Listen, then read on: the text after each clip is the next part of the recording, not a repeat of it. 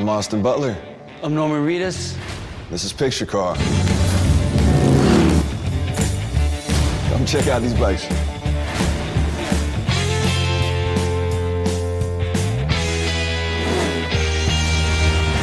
You gotta get in this. This is the guy that knows more about bikes than I ever will. These two right here are the bike experts. For me, it was a lot of training on the motorcycle. Wind is in your hair, and you're riding on this open stretch of road and the feeling of freedom. I was learning how to ride this bike, and then I told Jeff I wanted to buy a bike, and then he found this bike. Austin loved it and went and got it. Got that one. It actually is in the movie a lot. One of my stunt riders was riding that bike as a vandal. This is 65, that's a 66. New bikes are so different from these old bikes. It takes a little bit more finesse. You know, they're heavier and they don't like to stop. I don't know, they each have their own personality, and so you just have to kind of get used to the feeling. I have a bit of a Frankenstein bike. This is different years of stuff. Like, this is a late 40s Springer front end. The frame is a 50s, but there's a 70s motor in this one. We originally shot from the front so that you wouldn't see the motor, so that later on you could reveal that it was a 70s motor. So he showed up in the 60s. The backstory is it had a 50s motor in it, blew up on the way there, and he and Cal went and stole a new motor and put it in the bike, and then they could show the bike from the side. It has a little bronze rubber ducky suicide shift on it. Instead of shifting gears with your left foot or your right foot, it's a gear shift like a car. So you have to hold the clutch down and you take your left hand and you shove it into gear. Cooler cred, but harder to run. Jeff told me I cannot hold the rubber ducky to shift. He's like, if you touch this, it'll break off. So my knees are up here. I'm trying to thread this thing, but I can only put it in gear with my 2 fingers. And then right before I'm sitting up there waiting to meet you guys for the first time, and I look over at the makeup artist. I'm like, can I borrow your glasses? And I put them on and, wait, are these prescription? And she goes, yeah. And I'm like, fuck it, you know, and just went down anyway. And then later, Oliver, who owns this bike, was like, yeah, you could totally do this. So that means that Jeff didn't care if I crashed or not. He just didn't want to hurt this little duck.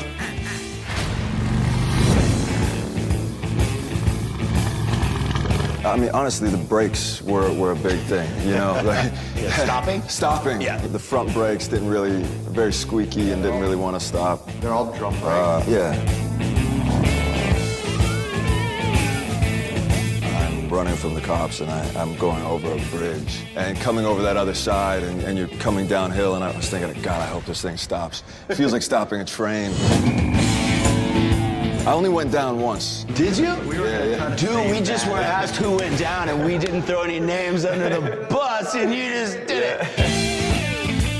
I went down on this bike. On that bike? Well, Yeah. Did you mess it up or no?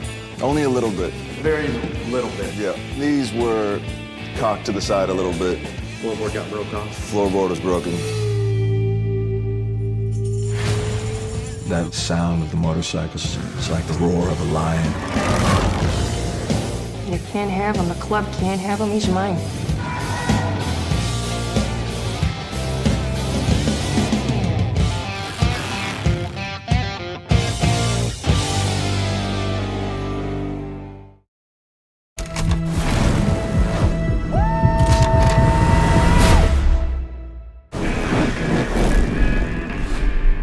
It was a golden age for motorcycles.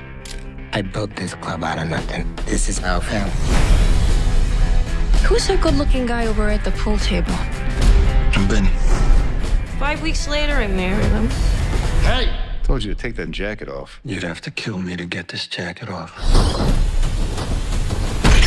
What the hell were you thinking back there? Nothing. I saw you scoring off with them guys. What do I need to think for? Yeah, you and me, kid.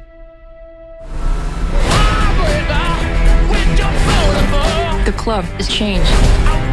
They ain't gotta follow nobody except somebody who can hold their own.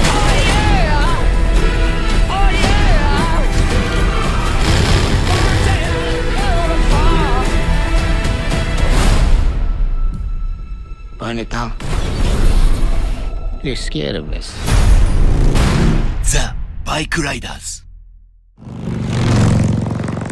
Oh, no.